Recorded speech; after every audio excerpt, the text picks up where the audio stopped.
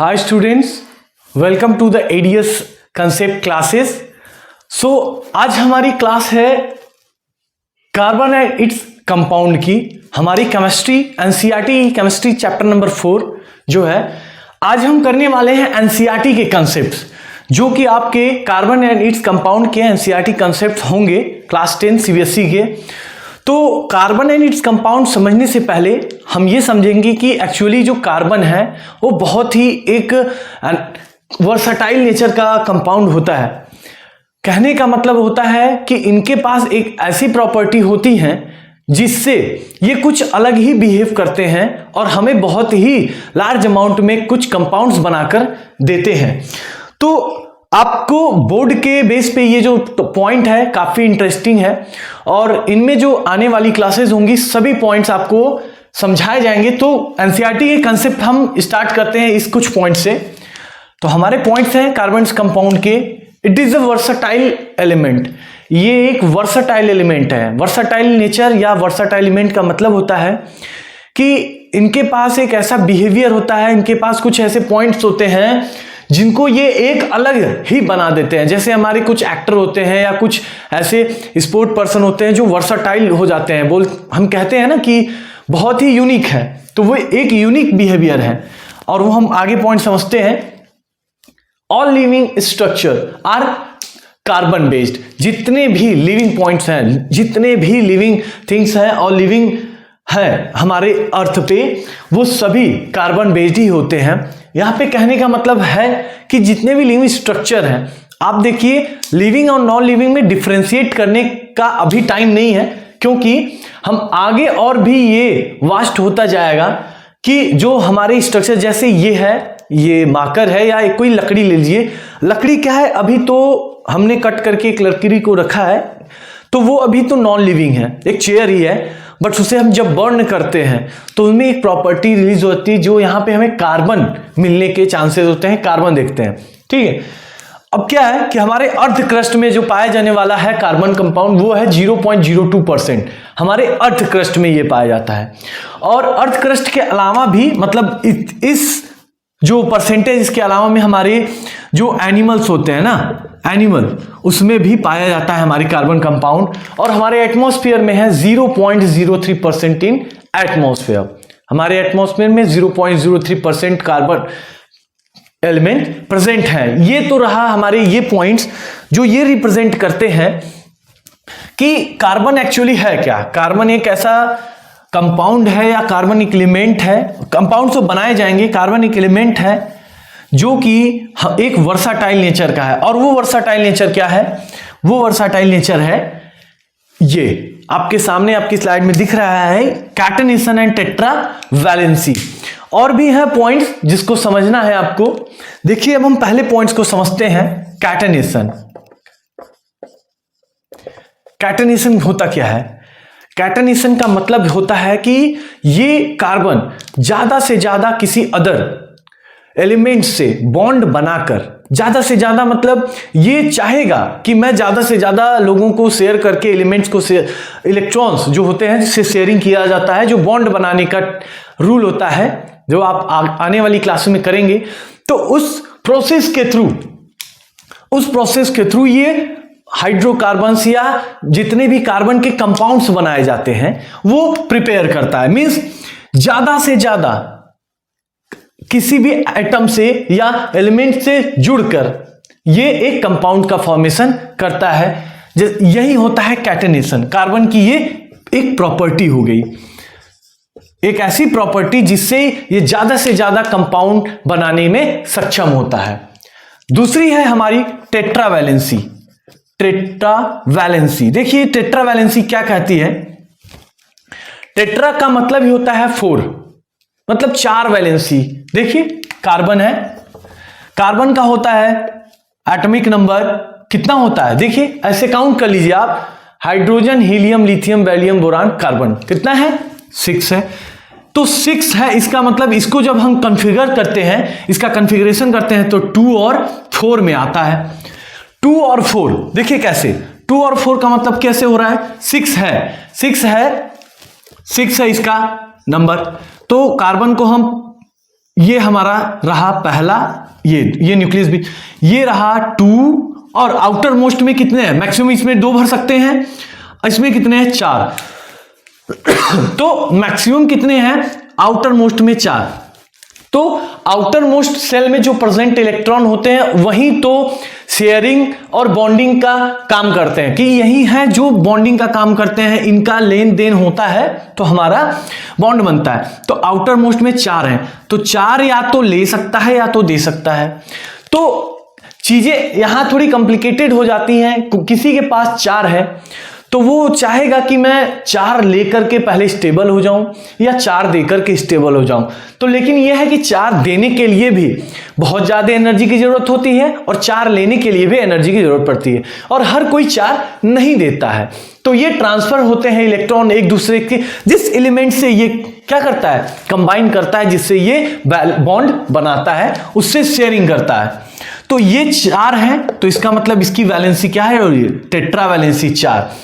तो 4 एटम को, जो हमारे ये इलेक्ट्रॉन्स हैं ना ऐसे, इसको शेयर करके ये टेट्रा 4 वैलेंसी है, ऑक्सीजन के साथ, नाइट्रोजन के साथ, क्लोरीन के साथ, सिलिकॉन के साथ ये कंपाउंड का फॉर्मेशन करते हैं। इसीलिए इनकी ये जो सेकेंड प्रॉपर्टी है वो टेट्रा वैलेंसी है। यही है हमारी ये दोनों। देखिए एक तीसरा भी होता है साइज। कार्बन की साइज बहुत छोटी होती है बेटा, जिसकी वजह से इससे एनर्जी भी बहुत ज्यादा लगती है। इस चीज को निकालने के लिए एनर्जी की बहुत ज्यादा पड़ती है।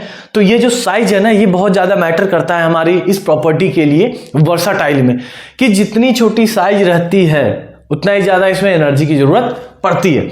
तो ये जो साइज है ये भी मायने रखता है हमारी इस प्रॉपर्टी के लिए। तो ये आपके पॉइंट रहे कार्बन एंड कंपाउंड के, कैटनेशन, टेट्रा वैलेंसी और साइज।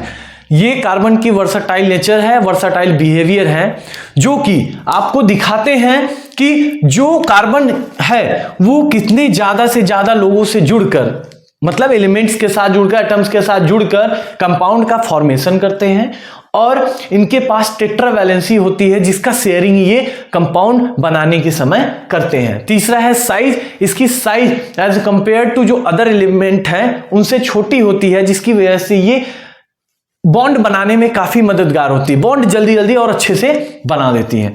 तो ये रही हमारी कार्बन कंपाउंड की वर्साटाइल नेचर और वो पॉइंट जो एनसीईआरटी के कंसेप्ट को क्लियर कर रही है। तो अभी हम स्टार्ट करने वाले हैं अपने अगले पॉइंट्स को, जिसको समझना है आपको कि जो बॉन्डिंग है, जो ये बॉन्डिंग कर रहा है वो किस तरीके से कर रहा है, कौन सी बॉन्डिंग।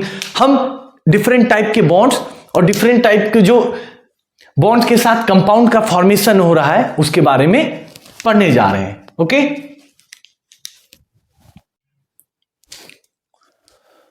तो हम अपने अगले टॉपिक को स्टार्ट करते हैं, जो कि है हमारा हाइड्रोकार्बन्स। ये carbon and its compound chapter जो है हमारा, उसका दूसरा एक पॉइंट है हाइड्रोकार्बन्स, जो कि बहुत ही इंपॉर्टेंट है एग्जाम पॉइंट से।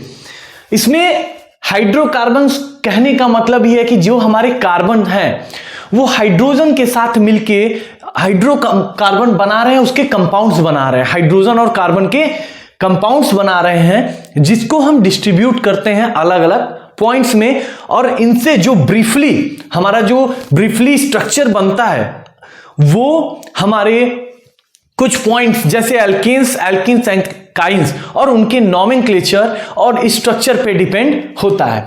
तो अभी हम हाइड्रोकार्बन्स के बारे में पढ़ने वाले हैं और उनके जो सेगमेंटेड पार्ट है उसके बारे में। तो हाइड्रोकार्बन्स क्या है, सिंपल वे में है, हाइड्रोजन और कार्बन के बॉन्ड जब बनते हैं तो वो हाइड्रोकार्बन्स कहलाते हैं। तो हाइड्रोजन और कार्बन आपस में मिलके ये कंपाउंड का फॉर्मेशन कर रहे हैं। हाइड्रोकार्बन्स दो होते हैं बेटा, सैचुरेटेड और अनसैचुरेटेड। सैचुरेटेड और अनसैचुरेटेड कहने का मतलब ये है कि जो बॉन्डिंग हो रही है वो किस तरह से हो रही है। तो देखिए सैचुरेटेड में जो होता है, सैचुरेटेड वो होता है single bond between carbon and carbon compounds, atom sorry, जो हमारे कार्बन और कार्बन के बीच होता है ना, ये पॉइंट समझिएगा, कार्बन और कार्बन के बीच जो है ना ये, इनके बीच सिंगल बॉन्ड होना चाहिए। और अनसैचुरेटेड में क्या होता है, कार्बन कार्बन के बीच डबल या कार्बन कार्बन के बीच ट्रिपल बॉन्ड होता है। बाकी अटैच इसके जो और भी है ना, और भी बॉन्डिंग है, उससे हाइड्रोजन जुड़े होते हैं, जिससे हाइड्रोकार्बन्स हमें मिलते हैं। तो देखिए आप लोग कि जो डबल और ट्रिपल बॉन्डेड एटम्स हैं कार्बन कार्बन के, वो अनसैचुरेटेड कहलाते हैं, और सिंगल बॉन्ड होते हैं वो सैचुरेटेड कहलाते हैं।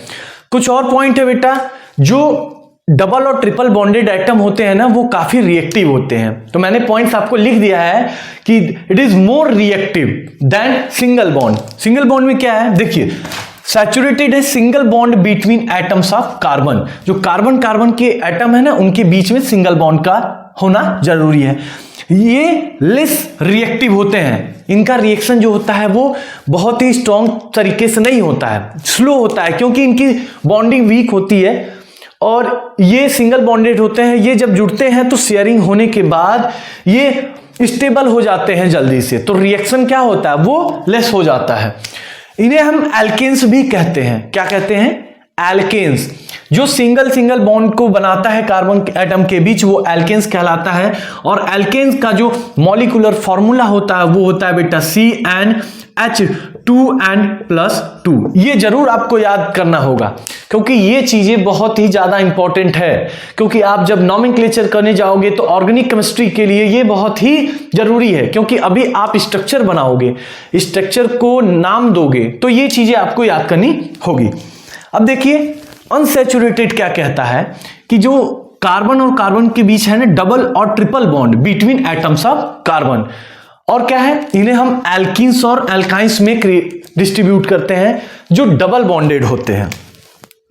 कार्बन कार्बन के बीच डबल बॉन्डेड होते हैं वो होते हैं एल्कीन्स, और कार्बन कार्बन के बीच जो ट्रिपल बॉन्डेड एटम्स होते हैं वो होते हैं एल्काइंस। तो अब देखिए, और ये मोर रिएक्टिव होते हैं, मैंने इसको डिस्ट्रीब्यूट कर दिया। अब देखिएगा, आपको मैं बताना चाहता हूं कुछ पॉइंट्स जिससे कि और आपको क्लियर हो चीजें। एल्कीन्स के लिए हमारा फार्मूला होता है CnH2n, ओनली CnH2n। और जो एल्काइन का मॉलिक्यूलर फार्मूला होता है वो होता है CnH2n-2। ये बेटा आपको लिखना भी है और अच्छे से याद भी कर लेना है। ये हमारे हाइड्रोकार्बन्स के वो पॉइंट्स रहे हैं जो डिस्ट्रीब्यूट कर रहे हैं सैचुरेटेड और अनसैचुरेटेड के लिए। तो अभी ये पॉइंट्स आपको क्लियर हुए, जिससे हमें बहुत सारी चीजें आगे मिलने वाली हैं हमारी इस हाइड्रोकार्बन्स में।